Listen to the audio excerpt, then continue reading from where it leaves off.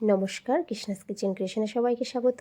বন্ধুরা, শীতকালে নতুন আলুর দম আর লুচি দিয়ে দারুণ লাগে খেতে, বা রুটি দিয়েও চলে।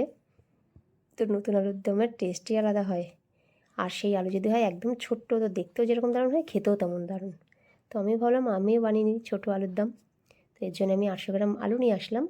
এটা ভালো করে ধুয়ে আমি কুকারে দিয়ে দিচ্ছি জল, আর দিয়ে দেবো লবণ, দিয়ে আমি সিটি দেওয়ার জন্য রেখে দিচ্ছি। এভাবে একবার বানিয়ে দেখবেন, দারুণ টেস্ট হয় খেতে। তো কুকার বন্ধ করে দিচ্ছি একটু সিদ্ধ হওয়ার জন্য। আর এদিকে আমি পেঁয়াজ নিয়ে নেব 200 গ্রাম, যেটা কুচো করে নেব। তো বন্ধুরা, এই ভিডিওটি দেখার পর যদি ভালো লেগে থাকে একটা লাইক অবশ্যই করবেন।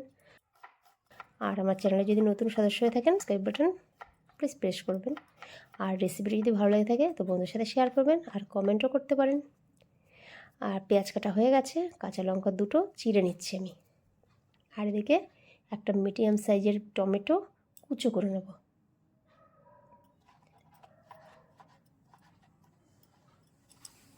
টমেটোটাও কুচো করা হয়ে গেছে। আর এখানে 2 ইঞ্চি মতন আদা আমি কুচো করে নিচ্ছি, নিয়ে থেতো করে নেব। এখানে আদার কোনো পেস্ট ইউজ করব না, মিক্সির কোনো রান্না নেই এখানে। তো আলু সিদ্ধ হয়ে গেছে। এদিকে ধনেপাতাও কুচি নিচ্ছি 2 চামচ মতো। এখানে রসুন থেতো করে নিয়েছি 10 থেকে 12টা রসুন। আলু পুরো ভালোভাবে সিদ্ধ হয়ে গেছে।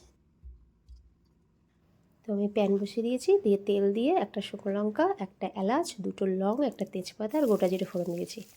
দিয়ে পেঁয়াজ কুচিগুলো দিয়ে দিলাম, দিয়ে একটু নেড়ে নিচ্ছি। এরপরে দেবো টমেটো কুচিগুলো, দিয়ে আবার একটু ভাজবো। আর সঙ্গে কাঁচা লঙ্কাটাও দিয়ে দিচ্ছি, দিয়ে একটু ভেজে নিয়ে লবণ দিয়ে দিচ্ছি 1 টেবিল স্পুন, আর 1 টিস্পুন দিচ্ছি হলুদ, দিয়ে আবার একটু ভেজে নিচ্ছি।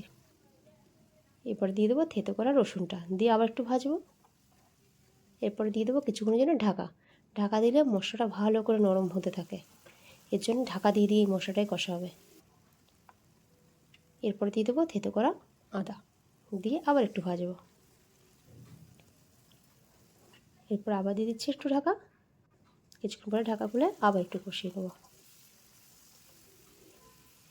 এই রান্নাটা পুরোপুরি এরকম ঢেকে ঢেকে অল্প অল্প জল দিয়ে দিয়ে কষিয়ে কষিয়ে রান্না করতে হবে, দারুণ টেস্ট হয় খেতে। মিক্সিতে পেস্ট করা মশলার একরকম টেস্ট হয়, সেটা অতটা টেস্ট হয় না। কিন্তু এরকম গোটা যে মশলাগুলো আমি ইউজ করেছি, এরকমভাবে কষিয়ে যখন করা হয়, এর টেস্টটা খুব বেড়ে যায়। তো 3 থেকে 4 চামচ আবার জল দিয়ে দিলাম, দিয়ে আবার কষছি। কষতে কষতে মশলাটা পুরো মিক্সের মতনই, যেরকম মিক্সিতে যেরকম মশলাটা পেস্ট হয়ে যায় ওরকমই তৈরি হয়ে যাবে, তাতে দারুণ টেস্ট হবে। আবার কষিয়ে নিচ্ছি কিছুক্ষণ।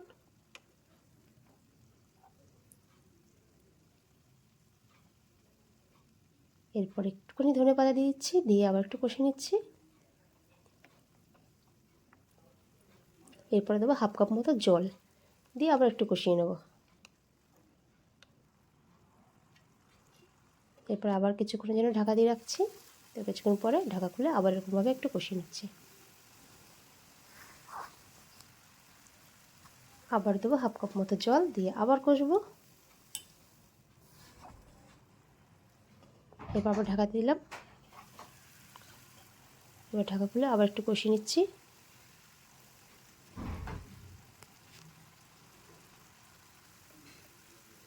এরপরে দেবো কাশ্মীরি লঙ্কার গুঁড়ো 1 টিস্পুন, দিয়ে আবার কষিয়ে নিচ্ছি ভালো করে।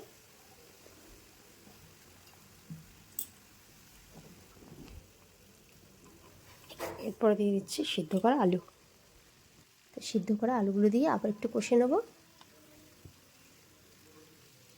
এরকমভাবে ভালো করে উল্টে পাল্টে দিচ্ছি। মশলাটা নিচের থেকে তুলে তুলে এরকম আলুতে দিতে হবে, দিয়ে ভালো করে কষতে হবে। একটু জল দিয়েও কষতে হবে।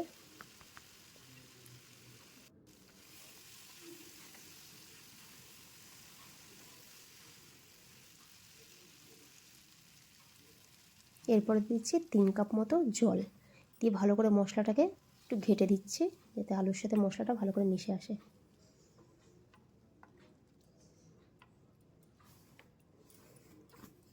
নাড়িয়ে দিলাম ভালো করে। এরপরে দিয়ে দেবো কিছুক্ষণের জন্য ঢাকা। বাস কিছুক্ষণ পরে ঢাকাটা খুলে আবার একটু নাড়িয়ে নিচ্ছি ভালো করে। এই রান্নাটা পুরোপুরি একদম ধিমে আঁচে রান্না করতে হয়, এরকমভাবে যে আলুর দমটা করেছি। এরপরে দিচ্ছি ভাজা জিরে গুঁড়ো 1 টিস্পুন, আর দেবো ভাজা ধনে গুঁড়ো 1 টিস্পুন। এটা ভালো করে নাড়িয়ে দিচ্ছি আবার।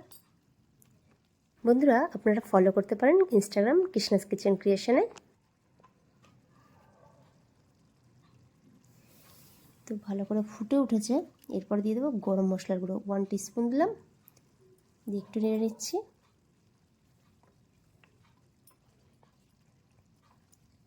এরপরে শেষে দিয়ে দেবো ধনে পাতা কুচো।